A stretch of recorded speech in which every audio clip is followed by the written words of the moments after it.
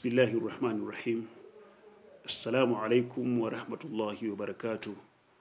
Alhamdulillahi rabbil alamin. Wassalatu wassalamu ala rasulillahi sallallahu alaihi wasallam wa baad. Mimi naitwa Sheikh Msafiri Ayas Njalambaha, Sheikh wa mkoa wa Mbeya na mwenyekiti wa kamati ya amani ya viongozi wa dini ya mkoa wa Mbeya. Nazungumza leo hii kwanza kabisa kuwatakia kheri na baraka na somo njema Waislamu wote wa mkoa wa Mbeya na Waislamu wote wa Tanzania na Watanzania kwa ujumla, kwa sababu ni utamaduni wetu wa Tanzania kwamba jambo la dini la mmoja wetu basi linamgusa mwingine. Nishukuru sana serikali yetu kwa namna ambavyo inatoa nafasi na uhuru kwa wananchi wake kuweza kufanya mambo ya ibada bila ya wasiwasi wowote na kwa nafasi kubwa. Leo hii tunafanya ibada zetu za somo na mambo mengine kwa fursa kubwa sana. Wenzetu wa Kristo wanafanya mambo yao pia ya ibada na mambo mengine ya kidini kwa fursa bila ya kuingiliwa kwa namna yoyote ile na serikali yetu.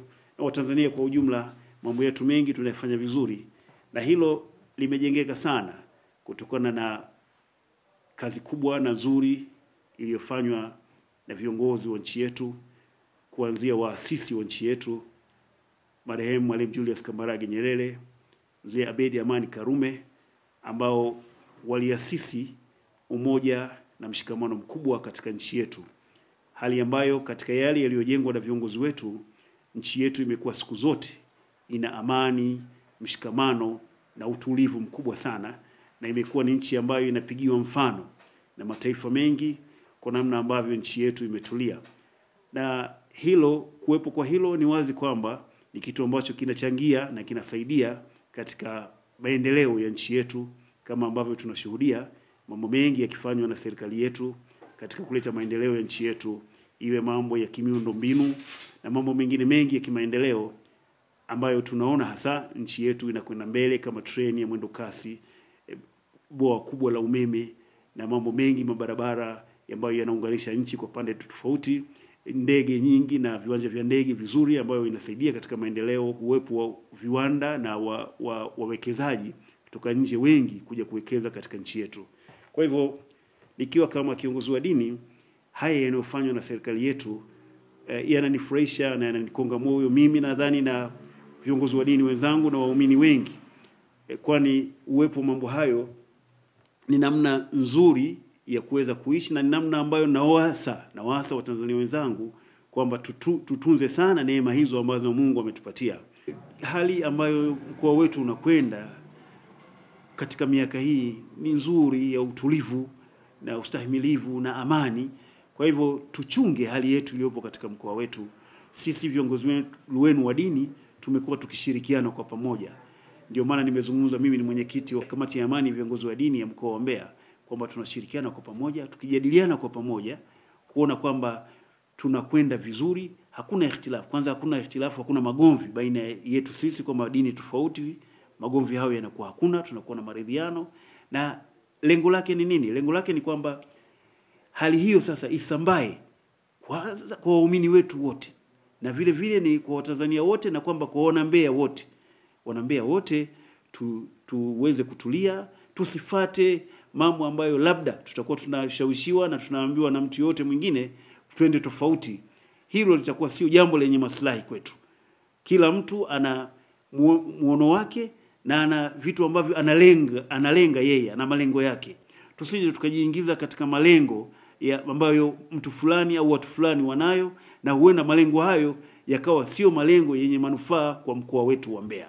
Mkoa wetu wa Mbeya ni moja kati ya mikoa mikubwa Tanzania, mkoa ambao una mambo mengi ya kiuchumi, kilimo, na mkoa unasifika kwa sifa mbalimbali, na serikali yetu ya kitaifa inauangalia vizuri mkoa wetu. Tusipoteze fursa hiyo na tusiharibu mkoa wetu kwa kusikia tu au kwa kufuata mambo ambayo sio ya maslahi kwa mkoa wetu. Ndugu zangu, naomba tuwe makini kwa hayo. Twende tukiangalia manufaa halisi ya mkoa wetu. Tusiende kwa kufuata mkumbo, kwa kuburuzwa na kupelekwa katika mwelekeo ambao sio wenye maslahi kwa mkoa wetu. Katika Qur'an tukufu, Mwenyezi Mungu anapigia mfano nchi moja ambayo ilikuwa na neema nyingi na baraka nyingi sana, watu wake wakiishi kwa utulivu, lakini wakakosa shukurani. katika kukosa shukurani, baadaye wakakufuru, na neema zile sasa zikawaondoka. Zilipoondoka, hali yao ikawa ngumu mno, ikawa utulivu hakuna, ikawa sasa hawana neema ya aina yoyote, wakawa watu wenye dhiki kubwa na shida kubwa sana. Kwa hivyo lilokuwepo kwa Watanzania wenzangu, naombeni sana zile neema ambazo Mwenyezi Mungu ametujalia na kutupa, tuzitunze vizuri, na tuwe wenye kumshukuru sana Mungu, na tuwe wenye kuzilinda kwa hali na mali, kwa nguvu kubwa, ili tusizipoteze, kwa sababu zikipotea kuja kuleta tena, kuzipata tena ni kazi ngumu sana. Kalenda yetu inatuonyesha mwaka huu kutakuwa na uchaguzi.